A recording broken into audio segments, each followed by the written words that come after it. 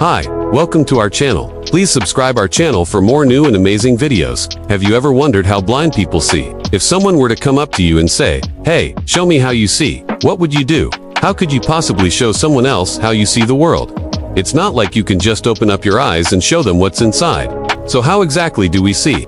We see through our eyes, of course. But what is seeing? Seeing is taking in visual data through these little photoreceptor cells in our eyes, called rods and cones.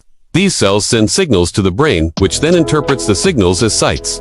But how do these cells actually send signals? They use specialized proteins that change shape when they absorb light. One of these proteins is called rhodopsin, is found in the rod cells and is responsible for our ability to see in low light conditions. When rhodopsin absorbs light, it sends a signal to the brain via the optic nerve.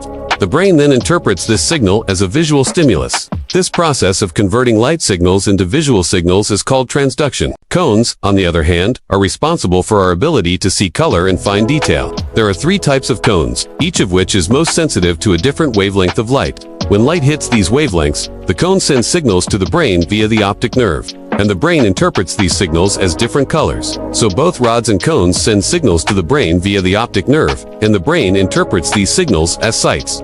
So if someone were to ask you to show them how you see, you could say that you see through your eyes by taking in visual data through rods and cones, which then send signals to the brain via the optic nerve, which then interprets the signals as sights. You could also explain that rods and cones contain proteins like rhodopsin that change shape when they absorb light, and that this process of converting light signals into visual signals is called transduction. And finally, you could tell them that there are three types of cones, each of which is most sensitive to a different wavelength of light, and that this is how we see color. So next time someone asks you to show them how you see, you'll know exactly what to say.